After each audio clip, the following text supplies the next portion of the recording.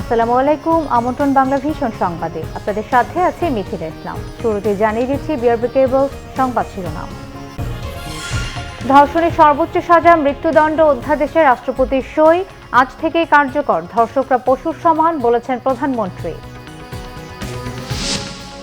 ইউএনওর সাথে নিজের ফোন আলাপ বিকৃত করা হয়েছে দাবি নিক্সন চৌধুরীর। 2-1 দিনের মধ্যেই তার বিরুদ্ধে ব্যবস্থা জানিয়েছেন সিইসি।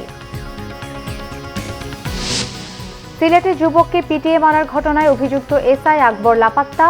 মামলা পিবিআইতে। মাত্র 10,000 টাকার জন্য হত্যার অভিযোগ স্বজনদের। রাজধানী প্রায় অর্ধেক মানুষ করোনা আক্রান্ত। গবেষণার তথ্যকে গুরুত্বপূর্ণ বলছেন বিশেষজ্ঞরা। অ্যান্টিবডি তৈরি নিয়ে দ্বিমত।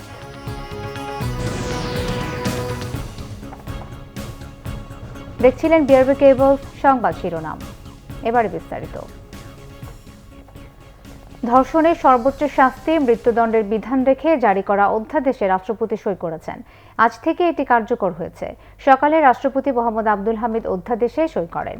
জাতীয় সংসদের অধিবেশন এখন না থাকায় এটি অধ্যাদেশের আকারে জারি হলো। নিয়ম অনুযায়ী সংসদ অধিবেশন শুরু হলে এটি আইন আকারে পাশ হবে। আগের আইনে ধর্ষণের সর্বোচ্চ শাস্তি ছিল যাবজ্জীবন সশ্রম কারাদণ্ড। ধর্ষণের সর্বোচ্চ শাস্তি মৃত্যুদণ্ডের বিধান রেখে নারী ও শিশু নির্যাতন দমন আইনের খসড়া গতকাল সোমবার মন্ত্রিসভায় চূড়ান্ত অনুমোদন পায়।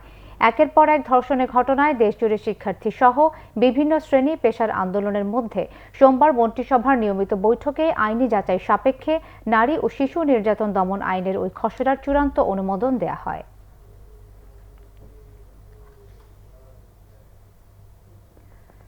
ধর্ষণকারীরা পশুর সমতুল্য, তাই ধর্ষক ও নির্যাতনকারীদের সর্বোচ্চ সাজা মৃত্যুদণ্ডের আইন করা হয়েছে। একথা বলেছেন প্রধানমন্ত্রী শেখ হাসিনা। তিনি আরও বলেন, প্রাকৃতিক ও মনুষ্য সৃষ্ট যে কোনো দুর্যোগ মোকাবেলা করে দেশকে এগিয়ে নিচ্ছে সরকার। দুর্যোগ মোকাবেলায় বিশ্বে বাংলাদেশ দৃষ্টান্ত বলেও মন্তব্য করেন প্রধানমন্ত্রী। আন্তর্জাতিক দুর্যোগ প্রশমন দিবস উপলক্ষে রাজধানীর ওসমানী স্মৃতি মিলনায়তনে গণভবন থেকে ভিডিও কনফারেন্সে যুক্ত হন প্রধানমন্ত্রী শেখ হাসিনা। বলেন, জলোচ্ছ্বাস ঘূর্ণিঝড় হয় এমন উপকূলীয় এলাকায় ব্যাপক পদক্ষেপ নেওয়া হয়েছে। জমির লোভে প্লাবনভূমি কিংবা নদীনালা খালবিল দখল করে দালান কোঠা তুললে জলাবদ্ধতার পাশাপাশি প্রাকৃতিক ভারসাম্য নষ্ট হওয়ার কথা স্মরণ করিয়ে দেন প্রধানমন্ত্রী। ঘূর্ণিঝড় হবে, জলোচ্ছ্বাস হবে, বন্যা হবে, ভূমিকম্প হবে, অগ্নিকাণ্ড হবে, নদী ভাঙন আছে, খরা আছে, এসব প্রাকৃতিক দুর্যোগ প্রতিনিয়ত আসতে থাকবে। কিন্তু সেইগুলি মোকাবেলা করে আমাদের বাঁচতে হবে। আমাদের যে কোনো দুর্যোগ মোকাবেলা করার জন্য তেমন কোনো প্রস্তুতি ছিল না বলতে গেলে। 96 সালে যতটুকু আমরা করে গিয়েছিলাম, এর পরবর্তীতে আবারও একই অবস্থা হয়ে যায়। যা দ্বিতীয়বার সরকার আসার পর থেকে আমরা এই পর্যন্ত যে পদক্ষেপগুলি নিয়েছি, তার ফলে আজকে আমরা যে কোনো দুর্যোগ মোকাবেলায় আজকে সারা বিশ্বে একটা দৃষ্টান্ত স্থাপন করতে সক্ষম হয়েছি। অবৈধভাবে ক্ষমতা দখলকারীরা নয়, যে কোনো দুর্যোগে আওয়ামী লীগ সবসময় মানুষের পাশে থাকে। এসিড নিক্ষেপ ও ধর্ষণ বন্ধে আইন সংশোধন করা হয়েছে বলেও উল্লেখ করেন প্রধানমন্ত্রী। ধর্ষণ একটা আমি বলবো যে মানুষ হয়তো পশু হয়ে যায়, সেই জন্যই তাদের মধ্যে এই যে পাশবিকতা, তার ফলে আজকে আমাদের মেয়েরা ক্ষতিগ্রস্ত। সেই জন্য আমরা এই আইনটি সংশোধন করে আমরা এখানে ধর্ষণ করলে সেখানে মৃত্যুদণ্ড, যাবজ্জীবনের সাথে মৃত্যুদণ্ড দিয়ে ইতিমধ্যে আমরা ক্যাবিনেটে সেই আইন পাস করে দিয়েছি এবং যেহেতু পার্লামেন্ট সেশনে নাই, আমরা এটা অধ্যাদেশ জারি করে দিচ্ছি। অনুষ্ঠানে দুর্যোগ মোকাবেলায় বিশেষ ভূমিকার জন্য স্বেচ্ছাসেবকদের মধ্যে প্রধানমন্ত্রীর পক্ষে ক্রেস্ট দেন দুর্যোগ প্রতিমন্ত্রী। সৈয়দ আব্দুল মুহিত, বাংলা ভিশন, ঢাকা। ধর্ষণের সর্বোচ্চ শাস্তি মৃত্যুদণ্ডের অধ্যাদেশ জারি হওয়ায় খুশি ছাত্রলীগ। তারা চান এর বাস্তবায়ন। তবে এটিকে আন্দোলন দমানোর চেষ্টা বলে মনে করছে কয়েকটি বাম ছাত্র সংগঠন। তাদের অভিযোগ, বিচারহীনতার সংস্কৃতি দূর না করে শুধু মৃত্যুদণ্ড কোনো সমাধান আনবে না। এদিকে ঢাকা বিশ্ববিদ্যালয়ের ছাত্রী ধর্ষণ মামলায় সব আসামিকে গ্রেফতারের দাবি জানিয়েছেন সংহতি জানাতে আসা ব্যক্তিরা। ঢাকা বিশ্ববিদ্যালয় ক্যাম্পাসে আনন্দ মিছিল করেছে ক্ষমতাসীন দলের ভ্রাতৃপ্রতিম সংগঠন ছাত্রলীগ। ধর্ষণের সর্বোচ্চ শাস্তি মৃত্যুদণ্ডের অধ্যাদেশ জারি হওয়ায় মধুর ক্যান্টিন থেকে শুরু হয়ে মিছিলটি রাজু ভাস্কর্যে এসে শেষ হয়। সেখানে সমাবেশে ছাত্রলীগ সভাপতি আল নাহিয়ান খান জয় বলেন, অপরাধী যে দলেরই হোক তার সর্বোচ্চ শাস্তি নিশ্চিত করতে হবে। প্রাণপ্রিয় নেত্রী ব্যক্তির কাছে কৃতজ্ঞতা প্রকাশ করার আমাদের ভাষা নেই। অন্যায় যেই করুক সে যদি তার নিজ দলেরও হয় তাকেও কিন্তু আইনের আওতায় এনে তিনি প্রমাণ করেছেন তিনি একমাত্র আমাদের প্রাণপ্রিয় নেত্রী এবং জনগণের নেত্রী জননেত্রী দেশরত্ন শেখ হাসিনা। এদিকে টানা কর্মসূচির অংশ হিসেবে মঙ্গলবারও শাহবাগে অবস্থান করে ধর্ষণ ও বিচারহীনতার বিরুদ্ধে বাংলাদেশ নামের সংগঠনের নেতাকর্মীরা। এক সংবাদ সম্মেলনে তারা অভিযোগ করেন, মৃত্যুদণ্ডের আইন কার্যকর হলে নিজের জীবন বাঁচাতে ধর্ষক ভুক্তভোগীকে মেরেও ফেলতে পারে। ধর্ষকের শাস্তি মৃত্যুদণ্ড এটা কোনো সমাধান নয়, বরং অনেক ক্ষেত্রে এই আইন ভুক্তভোগীর জীবনের জন্য হুমকি হয়ে উঠতে পারে। বিচারহীনতার সংস্কৃতি ভাঙা না হলে শাস্তির মাত্রা যাই হোক না কেন ভুক্তভোগী বিচার পাবেন কিনা সেটা অনিশ্চিতই থেকে যাবে। শুধুমাত্র মৃত্যুদণ্ডের বুলিয়া উড়ে এই আন্দোলন বন্ধ করা যাবে না। আমাদের এখানে যারা আন্দোলনকারী বন্ধুরা আছে, যারা বাসায় যখন ফিরছে তখন তাদেরকে বিভিন্নভাবে হুমকি দেওয়া হচ্ছে। গতকালকে হচ্ছে টিএসসিতে যখন আমাদের একজন ছাত্রী বোন হচ্ছে এখান থেকে আন্দোলনের কর্মসূচি শেষে টিএসসি দিকে যাচ্ছে, তখন তাকে প্রতিমধ্যে হচ্ছে পুলিশের ড্রেস পরা একজন হচ্ছে তাকে হচ্ছে বিভিন্নভাবে জেরা করতেছে এবং কেন আসতেছে। অন্যদিকে ধর্ষণ মামলায় বিচারের দাবিতে রাজু ভাস্কর্যে অবস্থানরত ঢাকা বিশ্ববিদ্যালয়ের শিক্ষার্থীর প্রতি সংহতি জানিয়েছে কয়েকটি সংগঠন। এ সময় তারা অভিযোগ করেন, কারো কারো ক্ষেত্রে আইন প্রয়োগে প্রশাসন পক্ষপাতমূলক আচরণ করছে। সরকারের ভেতরে এমন কোন চক্র আছে কিনা যারা এই নুরুগণদেরকে পেট্রোনাইজ করছে, এটাও খতিয়ে দেখতে হবে। এই যে সমাজ ব্যবস্থা, এই সমাজ ব্যবস্থা থেকে আমাদের পরিত্রাণ পেতে হলে কঠোরভাবে আইনের প্রয়োগ আমরা দেখতে চাই। প্রয়োজনে আন্দোলন আরও জোরদার করা হবে বলেও ঘোষণা দেন তারা। মিজানুর রহমান সবুজ, বাংলা ভিশন, ঢাকা। ধর্ষণের প্রচলিত আইনে মৃত্যুদণ্ডের বিধান থাকলেও জনগণকে ম্যাজিক দেখাতে আবারও মৃত্যুদণ্ডের অধ্যাদেশ জারি করেছে সরকার। মন্তব্য বিএনপির সিনিয়র যুগ্ম মহাসচিব রুহুল কবির রিজভীর। সাবেক রাষ্ট্রপতি জিয়াউর রহমানকে নিয়ে অপপ্রচার এবং সারা দেশে ধর্ষণ ও নারী নির্যাতনের প্রতিবাদে জাতীয় প্রেস ক্লাবের সামনে মানববন্ধন করে জাতীয়তাবাদী শ্রমিক দল। এতে রুহুল কবির রিজভী অভিযোগ করেন, অর্থবিত্তের লোভে গুটি কয়েক নাট্যকার জিয়াউর রহমান ও তার পরিবারকে নিয়ে নাটক প্রচারের নামে মিথ্যাচার করেছেন। জিয়াউর রহমান ইতিহাসের অবিচ্ছেদ্য অংশ, মিথ্যাচার করে তার ভাবমূর্তি নষ্ট করা যাবে না। তিনি বলেন, দেশে আইনের শাসন ও গণতন্ত্র নেই। সংসদ সদস্য নিক্সন চৌধুরীর উদ্ধত্ত আচরণীয় প্রমাণ সারা দেশে আওয়ামী লীগ নেতাকর্মীরা কতটা বেপরোয়া। রাষ্ট্রীয় মদদে সারা দেশে নারী নির্যাতন ও ধর্ষণ চলছে বলে মন্তব্য করেন রিজভী। নারী শিশু নির্যাতন বিরোধী আইন করেছেন, ফাঁসি, এগুলো হচ্ছে লোক দেখানো। এই সরকার এইরকম কিছু কিছু ম্যাজিক দেখানোর চেষ্টা করে, যারে আপনার যে প্রচলিত আইন আছে সেই আইনেই 7টি ধারা আছে মৃত্যুদণ্ডের। আপনি মনে করেছেন এই নতুন করে আবার মৃত্যুদণ্ডের আইন করে আপনি জনগণের দৃষ্টিকে ভিন্ন খাতে প্রবাহিত করবেন। তথ্যমন্ত্রী ডক্টর হাসান মাহমুদ বলেছেন, বিএনপি ধর্ষণের সর্বোচ্চ শাস্তি চায় না বলে মৃত্যুদণ্ডের বিরুদ্ধে কথা বলছে। সর্বোচ্চ শাস্তির আইনের ফলে ধর্ষণ কমে আসবে বলে মনে করেন তিনি। সচিবালয়ে সাংবাদিকদের এসব কথা বলেন ডক্টর হাসান মাহমুদ। বাংলাদেশে একসময় অ্যাসিড নিক্ষেপ বেড়ে গিয়েছিল, যখন সেটির কঠোর শাস্তির বিধান রেখে আইন হলো তখন কিন্তু অ্যাসিড নিক্ষেপ কমে গেছে এবং প্রায় এখন অ্যাসিড নিক্ষেপের ঘটনা ঘটেই না। তো একইভাবে আইন সংশোধন করে সর্বোচ্চ শাস্তির বিধান রাখার প্রেক্ষিতে আমরা মনে করি যে এই ধরনের অপরাধও অনেক কমে যাবে এবং এটি শুধুমাত্র আইন সংশোধন করার মধ্যেই আমাদের কর্মকাণ্ড আমরা সীমাবদ্ধ রাখব না। আমরা জানি যে বিচার যাতে দ্রুত হয় সেটির উপরও সরকার গুরুত্ব আরোপ করছে। ধর্ষণের অভিযোগে ব্রাহ্মণবাড়িয়ায় শ্বশুর ও তার বন্ধু, নারায়ণগঞ্জে বাড়ির কেয়ারটেকার, সাতক্ষীরায় নির্মাণ শ্রমিককে আটক করা হয়েছে। এদিকে মেহেরপুরে পলাতক অভিযুক্ত ধর্ষক। নারায়ণগঞ্জের সিদ্ধিরগঞ্জে দুই বোনকে ধর্ষণের অভিযোগে বাড়ির কেয়ারটেকার আবু বক্করকে আটক করেছে পুলিশ। সোমবার রাতে তাকে আটক করা হয়। পুলিশ জানায়, স্থানীয়দের খবরে 6 তলার উপরের একটি কক্ষের দরজা ভেঙে আবু বক্করকে আটক করা হয়। নির্যাতিতার বাবা জানান, কেয়ারটেকারকে তার 2 মেয়ে নানা বলে ডাকত। গত 5 সেপ্টেম্বর তারা অভিমান করে খালার বাসায় যাওয়ার সময় তাদের ডেকে নেয় কেয়ারটেকার। ভবনের নিচতলায় ভয় ভীতি দেখিয়ে ধর্ষণ করে। এ ঘটনা পরিবারকে জানায় কিশোরীরা। এদিকে মেহেরপুর সদরে ধর্ষণের দায়ে মামলা করেছে ভুক্তভোগী। তবে ঘটনার পর থেকে পলাতক অভিযুক্ত ধর্ষক হজরত আলী। পুলিশ জানায়, স্বামীর অনুপস্থিতিতে সোমবার রাতে ওই গৃহবধূকে তুলে নিয়ে যায় হজরত। সেখানে তাকে ধর্ষণ করে। এ সময় ওই নারীর চিৎকারে লোকজন ছুটে গেলে ধর্ষক পালিয়ে যায়। ভিক্টিমের তথ্য মোতাবেক তাৎক্ষণিকভাবে আমরা আসামিকে গ্রেপ্তারের চেষ্টা করি। গ্রেপ্তারের অভিযান অব্যাহত আছে। আমরা ভিকটিমকে থানায় নিয়ে এসে আমরা মামলা দায়ের করি।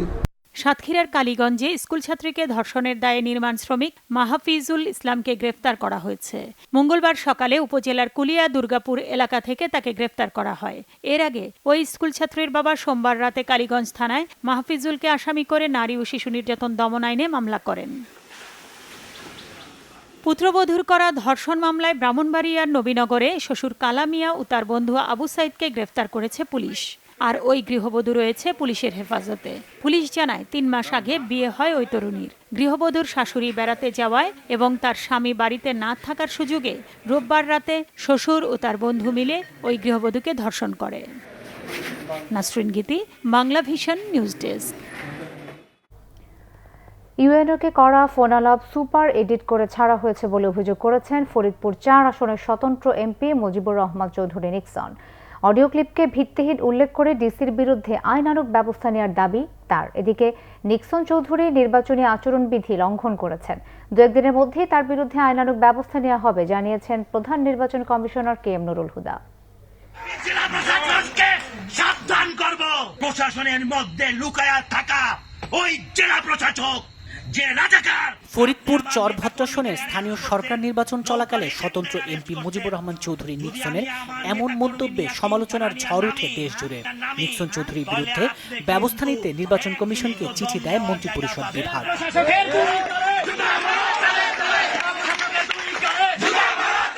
তবে জাতীয় প্রেস ক্লাবের সংবাদ সম্মেলনে উপনির্বাচনে জেলা প্রশাসকের পক্ষপাতমূলক আচরণ ও নির্যাতনের অভিযোগ করেন নিক্সন চৌধুরী।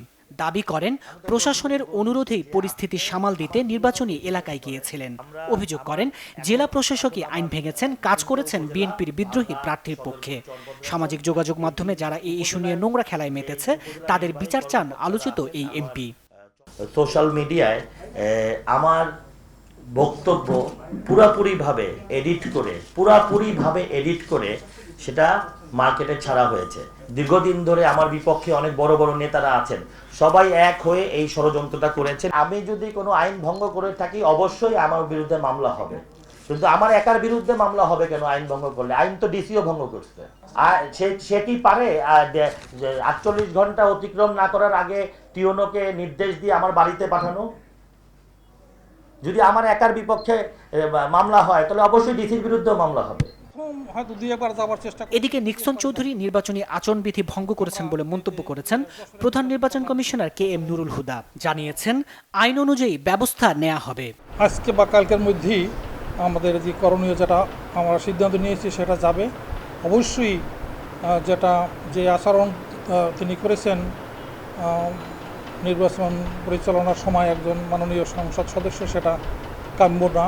এখন আমরা দেখি যদি মামলা করার হয় মামলাই করব, এটা আমরা শক্ত হাতে মোকাবিলা করব।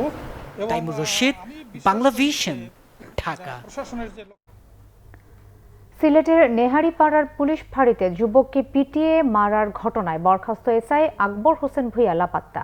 আর মামলাটি পিবিআইয়ে স্থানান্তর করা হয়েছে। এদিকে পরিবারের অভিযোগ, নিহতের স্বজনদের অভিযোগ 10,000 টাকা না পেয়ে পিটিয়ে ও নখ তুলে নির্মম নির্যাতনে রায়হানকে হত্যা করেছে এসআই আকবর হোসেন ভূঁইয়া। সিলেট থেকে দীপু সিদ্দিকের রিপোর্ট। সিলেট নগরীর আখালিয়ার নেহারিপাড়ার পুলিশ ফাঁড়িতে রবিবার মৃত্যু হয় স্থানীয় যুবক রায়হান আহমদের। হত্যার ঘটনায় রবিবার মধ্যরাতে সিলেট কোতোয়ালি থানায় মামলা করেন নিহত রায়হানের স্ত্রী তানিয়া আক্তার তান্নি। পরিবারের অভিযোগ, পুলিশের দাবিকৃত 10,000 টাকা চাঁদা না দেয়ায় পিটিয়ে ও নখ তুলে নির্মম নির্যাতনে রায়হানকে হত্যা করেছে এসআই আকবর হোসেন ভূঁইয়া। পুলিশেও যদি মারিয়া থাকে আমরা তদন্ত করিয়া আপনারা সুষ্ঠু বিচার আমরা চাই।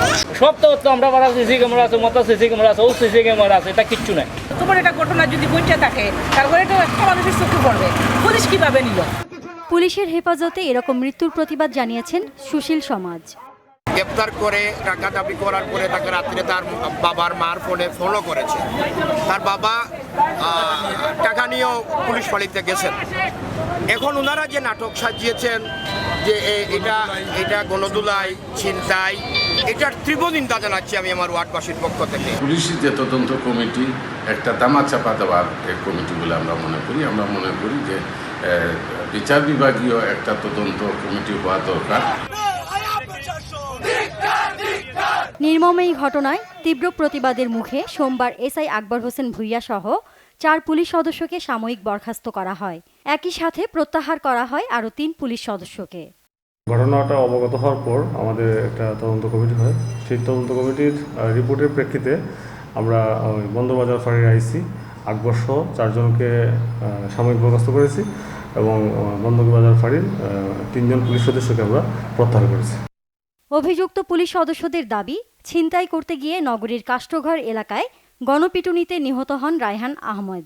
কিন্তু আটক রায়হান পুলিশ সদস্যদের সাথে হেঁটে ফাঁড়িতে প্রবেশ করছেন এমন সিসিটিভি ফুটেজ পাওয়ার পর ব্যবস্থা নেয় সিলেট মেট্রোপলিটন পুলিশ।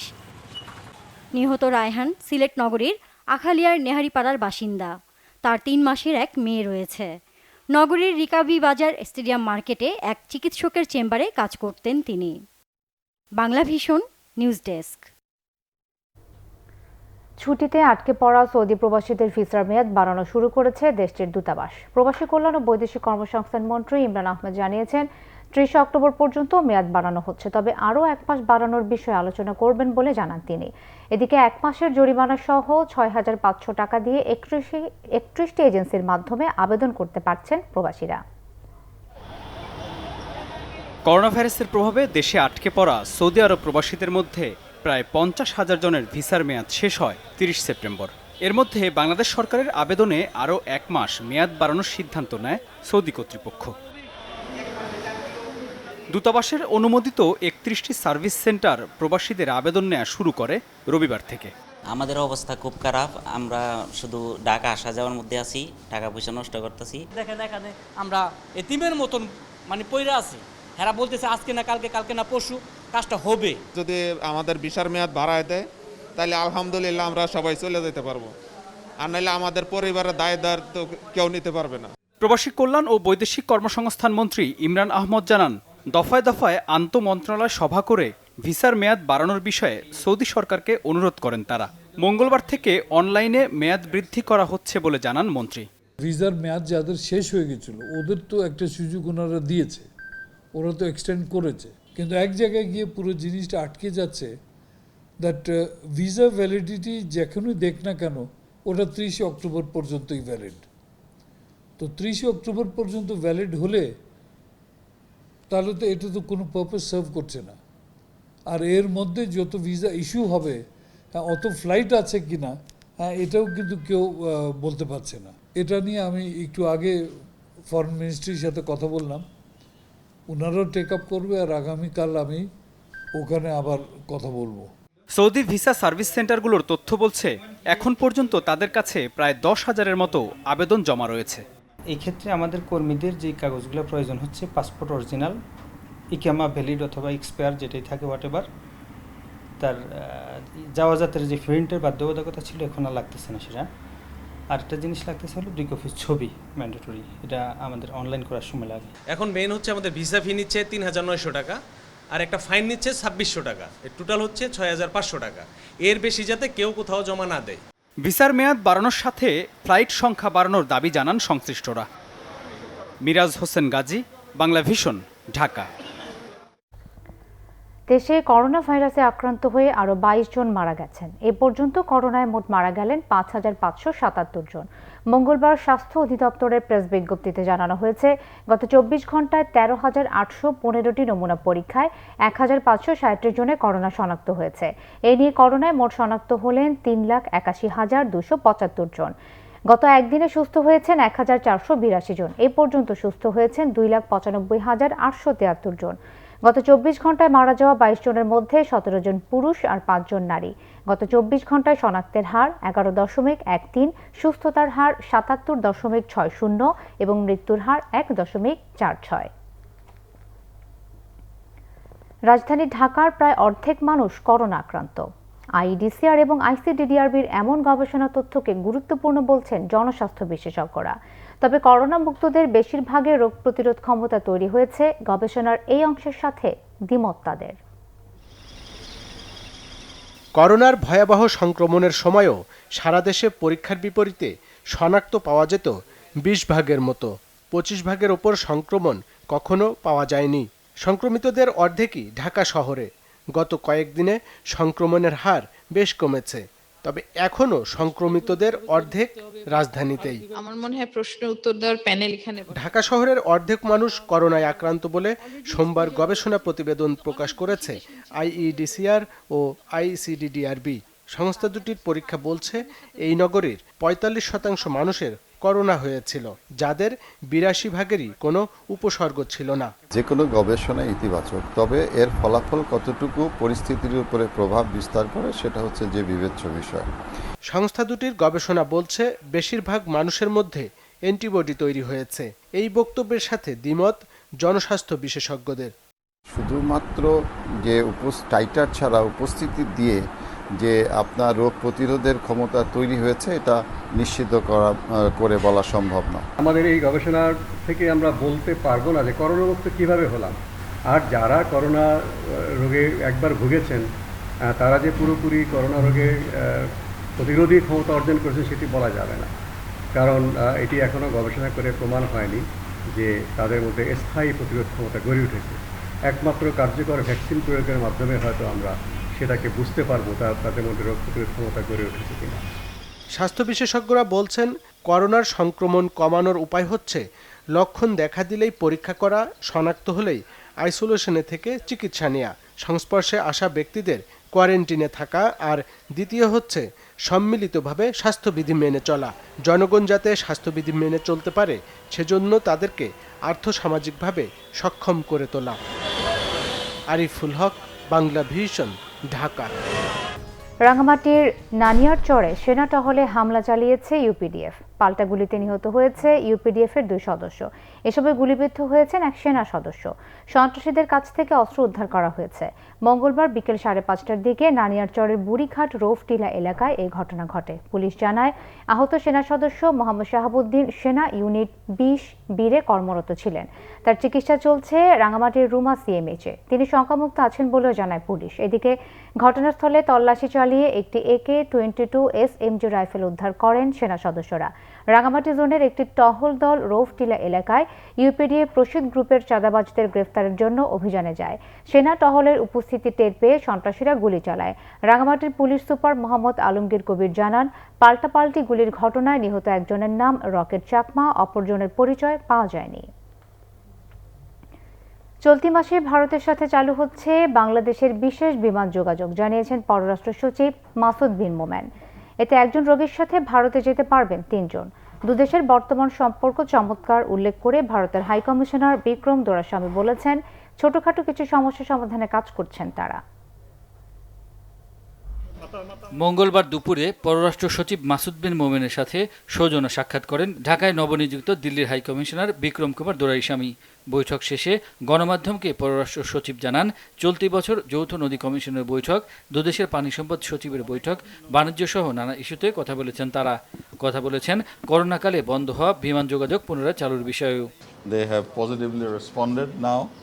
আমাদের যারা specially the medical patients and attendants, আগে ছিল আপনারা জানেন যে 1+1, তো এখন ওনারা আমরা 1+2 আমরা রিকোয়েস্ট করেছিলাম, দে হ্যাভ গিভেন 1+3।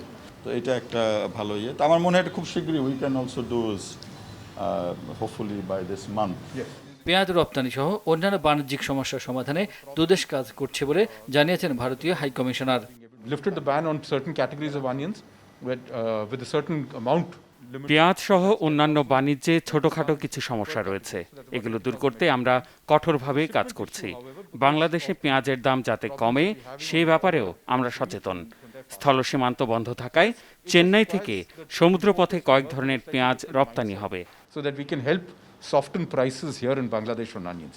এর আগে তথ্যমন্ত্রী ডক্টর হাসান মাহমুদের সাথে সচিবালয়ে সৌজন্য সাক্ষাৎ করেন বিক্রম দোরাইস্বামী। ইমরুল কায়েস, বাংলা ভিশন, ঢাকা। ময়মনসিংহের ত্রিশালে বাংলাদেশ সেনাবাহিনীর শারীরিক ও ক্রীড়া প্রশিক্ষণ প্রতিষ্ঠানের উদ্বোধন করেছেন বাংলাদেশ সেনাবাহিনীর প্রধান জেনারেল আজিজ আহমেদ। সকালে এই কমপ্লেক্সটি উদ্বোধন করেছেন সেনাপ্রধান। এর আগে সামরিক প্রশিক্ষণ এলাকা পরিদর্শন করেছেন তিনি। এ সময় সেনাপ্রধান বলেন, এর আগে এই প্রতিষ্ঠানটি ঢাকা সেনানিবাসে ছিল, কিন্তু সেখানে পর্যাপ্ত জায়গা না থাকায় ত্রিশালের সামরিক প্রশিক্ষণ এলাকায় প্রয়োজনীয় অবকাঠামো ও অত্যাধুনিক সুবিধা সম্পন্ন কমপ্লেক্স নির্মাণ করা হয়। ভবিষ্যতে এই কমপ্লেক্সটিকে আন্তর্জাতিক মানের প্রশিক্ষণ প্রতিষ্ঠান হিসেবে গড়ে তোলা হবে।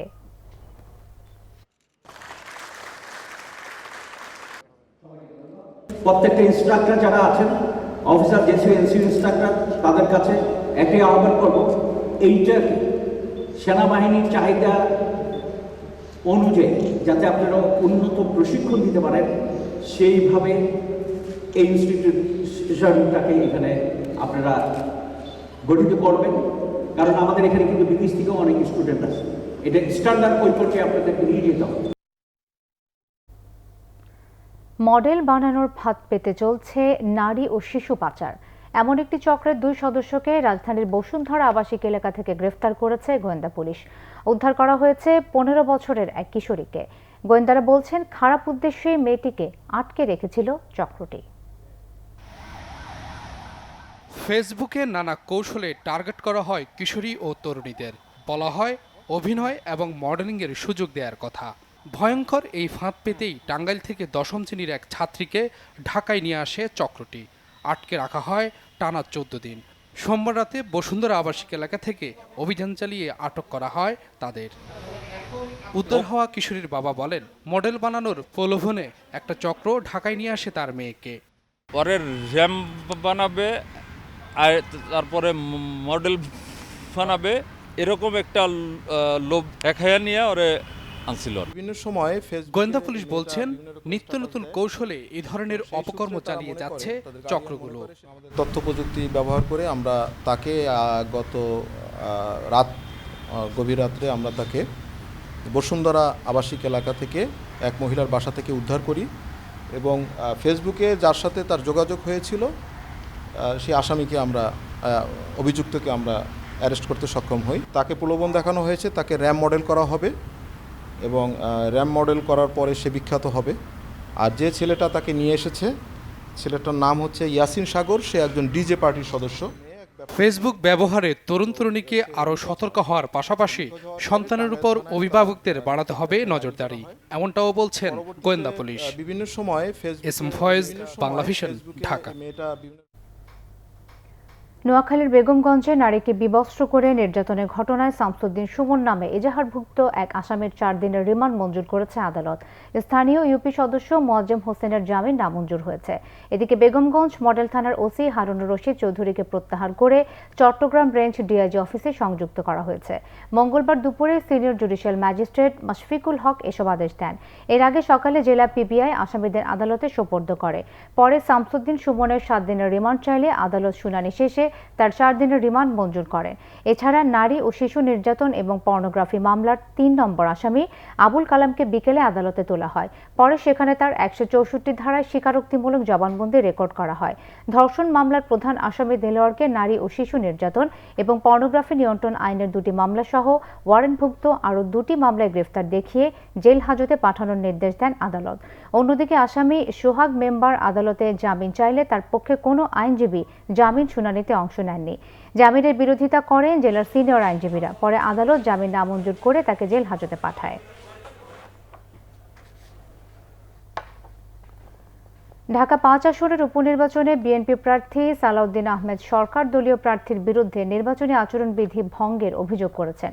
মঙ্গলবার বিএনপির একটি প্রতিনিধি দল প্রার্থী সহ প্রধান নির্বাচন কমিশনার খান মোহাম্মদ নুরুল হুদার কাছে নির্বাচনী আচরণবিধি লঙ্ঘনের নানান অভিযোগ তুলে ধরেন। এ সময় বিএনপির যুগ্ম মহাসচিব সৈয়দ মোয়াজ্জেম হোসেন আলাল উপনির্বাচনে কমিশন পক্ষপাতিত্ব আচরণ করবে না বলে আশাবাদ ব্যক্ত করেন। ইসির পক্ষপাতিত্ব দূর করতে কমিশনের মধ্যে ঈশ্বরচন্দ্র বিদ্যাসাগরের মতো একজন সংস্কারকের আবির্ভাব হবে বলেও আশা প্রকাশ করেন আলাল। শোভাযাত্রা করছেন, আওয়ামী লীগের প্রার্থীর এখন পর্যন্ত রঙিন পোস্টারগুলো, ব্যানারগুলো রাস্তায় ঝুলছে।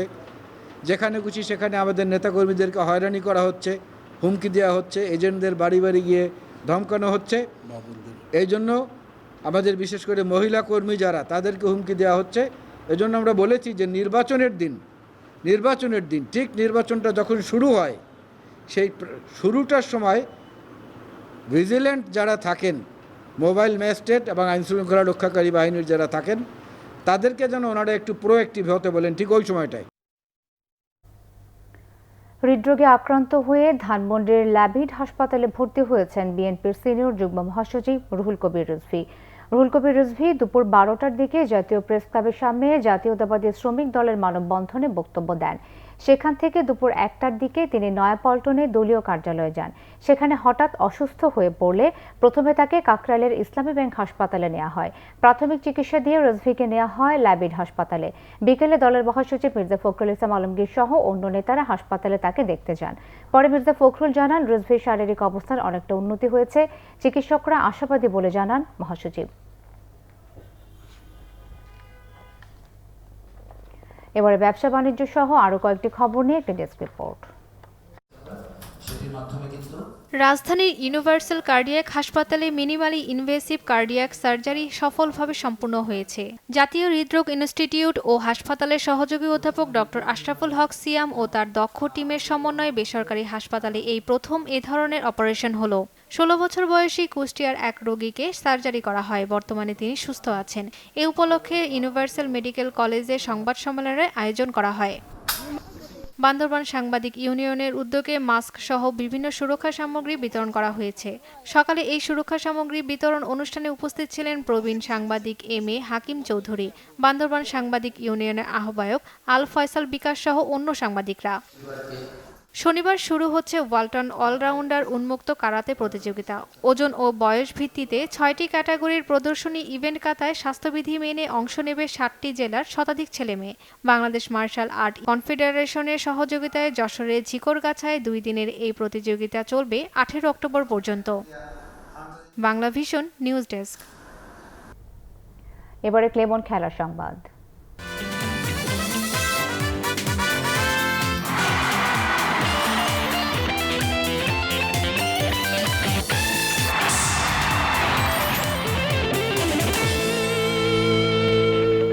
ফুটবল। ঘরোয়া ফুটবলের নতুন মৌসুমে ক্লাবের সাথে চুক্তিতে 50% অর্থ দাবি করেছেন ফুটবলাররা। তবে 40% অর্থ পাইয়ে দেওয়ার আশ্বাস দিয়েছেন বাফুফের সভাপতি কাজী সালাউদ্দিন। এছাড়াও চুক্তি স্বাক্ষরের সময় আগের মৌসুমের বাকি অর্থের 45% দেওয়ার ব্যবস্থাও নেওয়া হবে। ফুটবলারদের সাথে আজ এক সভায় এই আশ্বাস দিয়েছেন বাফুফের সভাপতি।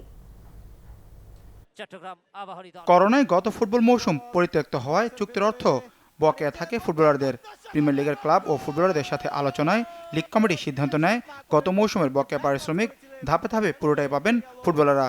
তবে যেহেতু লিগ সম্পন্ন হয়নি, খেলা হয় মাত্র 36টি ম্যাচ, তাই আগের মৌসুমের পারিশ্রমিকের সাথে আরও 25% অর্থ দিয়ে করা হবে নতুন মৌসুমের চুক্তি। কিন্তু এই সিদ্ধান্ত মানতে পারেননি ফুটবলাররা। পুনরায় তা বিবেচনায় দেখা করেন বাফুফে সভাপতির সাথে। যে লিগ কমিটি থেকে যে সিদ্ধান্ত দেওয়া হয় যে 25% দেওয়া হবে, তো সেটাতে আসলে আমরা প্লেয়াররা খুবই হতাশ ছিলাম। তো সেই কারণে আজকে আসলে প্রেসিডেন্টের সাথে বসা, প্লেয়ারদের কথাগুলো আমরা প্রেসিডেন্টের কাছে উপস্থাপন করি এবং প্রেসিডেন্ট আমাদেরকে 40%-এর নিশ্চয়তা উনি দেন। গত বছরে যে টাকাটা ছিল আমাদের, সেই টাকাটা যেন আমাদের 100% ফুলফিল করা হয়। বাট এখন আমরা প্লেয়াররা সবাই একসাথে মিলে বসে আমরা এখন গত বছর যে টাকাটা পেমেন্টটা সেটা 45% আমাদের এই বছরের দলবদলের সময় দিবে। 2020-21 মৌসুমের জন্য ক্লাবের প্রস্তুতি, ফুটবলারদের দাবি দেওয়া ও দলবদল প্রক্রিয়া শুরু করতে অচিরেই ক্লাবগুলোর সাথে আলোচনায় বসবে লিগ কমিটি, জানিয়েছেন বাফুফে সাধারণ সম্পাদক। প্রফেশনাল ফুটবল লিগ কমিটি একটি সভা রয়েছে আগামী বৃহস্পতিবার দিন বিকেল 3টায় বাফুফে ভবনে। তো সেখানে আমরা আমাদের আসন্ন 2020-21 ফুটবল মৌসুমে আমাদের যে খেলা শুরু হবে, দলবদল বা খেলা শুরু বিভিন্ন বিষয়গুলো, প্রফেশনাল ফুটবল লিগের ক্যালেন্ডারটা, সেই বিষয়গুলো নিয়ে আমরা আলাপ আলোচনা করব। ডিসেম্বরের 3য় সপ্তাহে মাঠে গড়ানোর কথা এই মৌসুমের ঘরোয়া football. Manik Mahmud, Bangla Vision, Dhaka. BCB president cup ক্রিকেটারদের সামর্থ্য প্রমাণে দারুণ এক প্ল্যাটফর্ম, বলেছেন জাতীয় নির্বাচক হাবিবুল বাশার সুমন। দীর্ঘ 8 মাস পর প্রতিযোগিতামূলক ক্রিকেট খেলতে নেমে প্রথম দিকে ব্যাটসম্যানরা ভালো না করলেও ক্রিকেটারদেরকে লড়াকু মনোভাব ও ফিটনেসের প্রশংসা করেছেন টাইগারদের সাবেক এই অধিনায়ক। বলেছেন, সময়ের সাথে সাথে ব্যাটসম্যানরা উইকেটের চরিত্রের সাথে মানিয়ে আরো বড় ইনিংস খেলতে সমর্থ হবেন।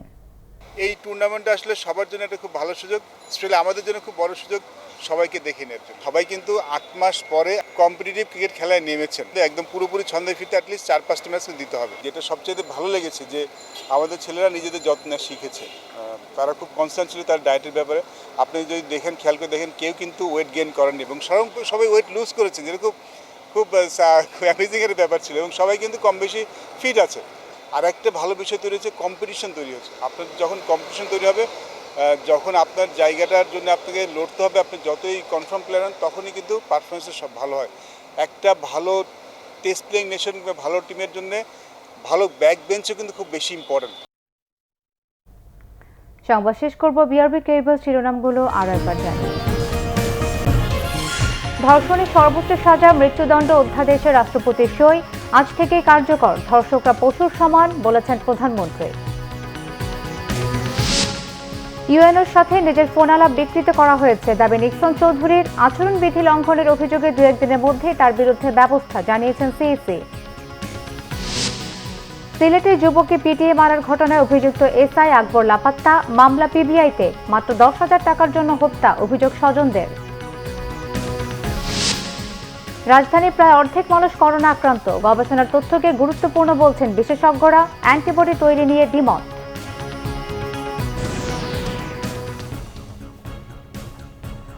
এই ছিল এখনকার মতো। পরের সংবাদ রাত 1টায় দেখার আমন্ত্রণ রইল। এছাড়াও বাংলা ভিশন সংবাদের সংবাদ সংশ্লিষ্ট অনুষ্ঠান দেখতে লগ ইন করুন facebook.com/বাংলাভিশনে এবং সাবস্ক্রাইব করুন youtube.com/বাংলাভিশন নিউজ। এতক্ষণ সাথে থাকায় ধন্যবাদ সবাইকে।